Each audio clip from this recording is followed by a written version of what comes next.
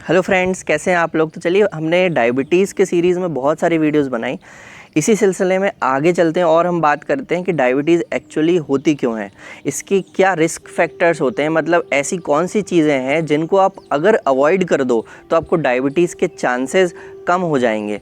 दो तरह के रिस्क फैक्टर्स होते हैं, एक मॉडिफाइबल रिस्क फैक्टर्स होते हैं और एक नॉन मॉडिफाइबल रिस्क फैक्टर्स होते हैं। नॉन मॉडिफाइबल तो बहुत सारे चीज़ें होते हैं जिनमें हमारा कोई हस्तक्षेप नहीं होता, जेनेटिक कॉजेज़ हो गए, जिसमें कि म्यूटेशंस हो गए, इनके कारण जो होता है, जिसमें हम ज़्यादा कुछ कर नहीं सकते। लेकिन जो मॉडिफाइबल रिस्क फैक्टर्स हैं उनको हम अपनी लाइफ स्टाइल में चेंजेस ला करके चेंज कर सकते हैं, मॉडिफाई कर सकते हैं और हम अपने रिस्क ऑफ डायबिटीज़ को कम कर सकते हैं। 3 चीज़ों के बारे में आज हम बात करेंगे। 9 है, 3-3 करके छोटी छोटी वीडियोस बनाऊंगा।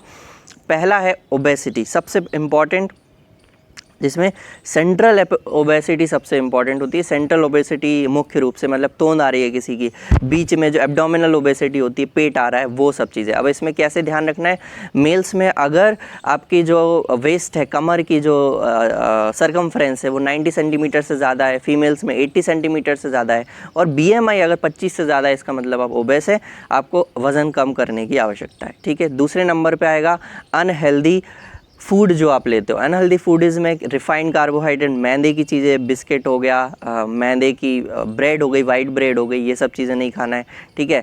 इसमें फिर ट्रांस फैट और सैचुरेटेड फैट्स आ गए। ट्रांस फैट में क्या आएगा, बहुत बार मना करते हुए समोसा तला हुआ रहता है, 10 बार एक ही तेल में तल तल के आपको देते हैं, ट्रांस फैट हो चुका होता है, वो नहीं खाना है। बिस्किट्स में आप देखोगे कई बार ट्रांस फैट इसमें क्वांटिटी रहती है कि ये चिप्स वगैरह में ट्रांस फैट रहता है। ठीक है। सैचुरेटेड फैट्स में जैसे coconut oil, palm oil biscuits में रहता है ना। नूडल्स, रिफाइंड नूडल्स आप खाओगे तो उसमें भी देखना पाम ऑयल लिखा हुआ होगा, तो पाम सैचुरेटेड फैट नहीं खाना है। अगर आप नॉनवेज खाते हो तो उसमें भी जो जैसे आप सिंपल भाषा में चर्बी बोलते हो, कई लोग अलग से डलवाते हैं, वो सब चीज़ें आपको अवॉइड करनी रहेगी। ठीक है।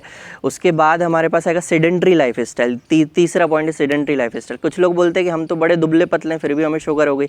ऐसा इसलिए होता है क्योंकि सिर्फ मोटापा ज़रूरी नहीं है। अगर आप बिल्कुल हिल डुल नहीं रहे हो, पूरे टाइम पड़े रहते हो, बस 2 रोटी खाते हो दिन भर की, सुबह दोपहर शाम की, तो आपको शुगर हो जाएगी, क्योंकि उससे इंसुलिन रेजिस्टेंस बढ़ता है। इंसुलिन एक्सरसाइज करोगे तो इंसुलिन सेंसिटिविटी बढ़ती है, मतलब इंसुलिन अच्छे से काम कर पाता है। अगर आप पड़े रहोगे पूरे टाइम तो इंसुलिन अच्छे से काम ही नहीं कर पाएगा, इंसुलिन रेजिस्टेंट बढ़ेगा, तो जो ग्लूकोज है ब्लड का वो लिवर के अंदर और बाकी ऑर्गन्स के अंदर जा नहीं पाएगा, तो शुगर हो जाएगी।